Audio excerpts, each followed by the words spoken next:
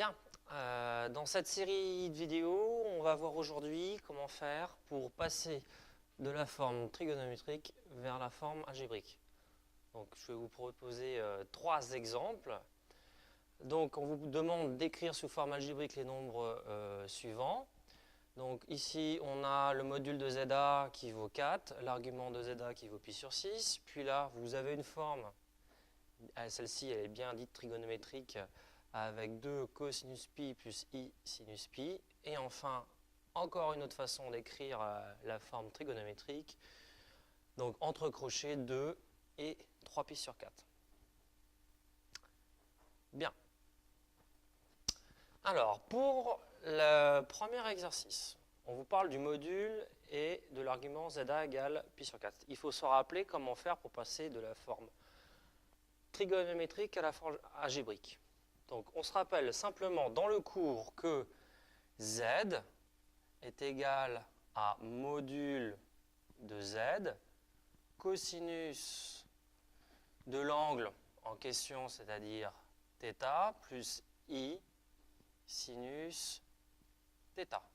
Et donc là, vous avez bel et bien la forme trigonométrique. Et quand je veux faire le passage, il faut simplement développer. Donc ce qui nous donne module de Z cosinus θ plus module de Z, j'oublie pas de mettre le i devant, sinus θ. Donc maintenant, reprenons ce premier exemple. Donc, je vais simplement réécrire la formule. ZA est égal à 4 cosinus de pi sur 6 plus i sinus de pi sur 6. Bien sûr, il faut se rappeler la valeur des cosinus et des sinus par cœur.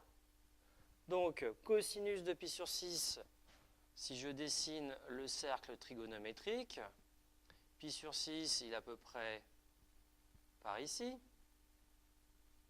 Eh bien, ça vous donne un sinus qui vaut 1/2 et un cosinus qui vaut racine de 3 sur 2. Donc, je ne fais que maintenant remplacer. Ce qui veut dire que ZA est égal à 4, facteur de racine de 3 sur 2, plus I fois 1/2. Bon, une fois qu'on a fait ça, on va faire le travail jusqu'au bout. Donc on développe. ZA est égal à 4 racine de 3 sur 2, plus I fois 4 sur 2. Voilà, on simplifie, ce qui veut dire que ZA est égal à 2 racine de 3 plus I fois 2. On ne va pas laisser ça de cette façon-là. On va essayer de faire une forme un peu plus correcte. Donc on va écrire que ZA est égal à 2 racine de 3 plus 2i. Donc là, on a bien une forme algébrique. Je rappelle que la forme algébrique, c'est une forme du type A plus IB. Z est égal à A plus IB. Donc la valeur de A ici, c'est bien 2 racine de 3, et la valeur de B, c'est 2. Donc maintenant, on va passer à l'exemple numéro B. Alors, si vous regardez bien sur cet exemple numéro B, on vous a fait la moitié du travail. Donc on va effacer ici. Et on va passer à l'exemple numéro 2. Donc ZB, je vais simplement réécrire la première partie, c'est 2 cosinus de pi plus i sinus de pi. Je développe, donc ZB est égal à 2 cosinus de pi plus 2 fois i sinus de pi. Alors, qu'est-ce qui nous embête, bien sûr, c'est encore une nouvelle fois ces valeurs d'angle, cosinus de pi et sinus de pi. Alors, on va, pareil, utiliser le cercle trigonométrique. Le cercle trigonométrique, pi. Pi, c'est 180 degrés. Donc, comme vous démarrez de 0 ici, votre angle pi se retrouve, effectivement, ici. Or, par définition, votre cercle trigonométrique a un rayon de 1. Et donc, le cosinus qui se retrouve ici sur l'axe des abscisses, il vaut moins 1. Et le sinus de pi qui se retrouve sur l'axe des ordonnées vaut 0. Conclusion, cosinus de pi, ça nous fait donc moins 1. Donc c'est comme si j'avais 2 fois moins 1 plus 2i fois 0. 2 fois moins 1, moins 2. Et 2i fois 0, 0. Donc finalement, notre forme algébrique, c'est simplement ZB est égal à moins 2. Et vous me direz, le B ici vaut 0. Finalement, c'est un cas particulier où finalement, ce nombre, il est certes complexe, mais il est aussi réel. On y va pour le cas numéro 3. Donc le cas numéro 3, vous avez au niveau de la notation le module qui vaut 2 et l'angle qui vaut 3π sur 4. Donc je vais juste réeffacer ici. On va simplement changer l'angle qui vaut donc 3π sur 4.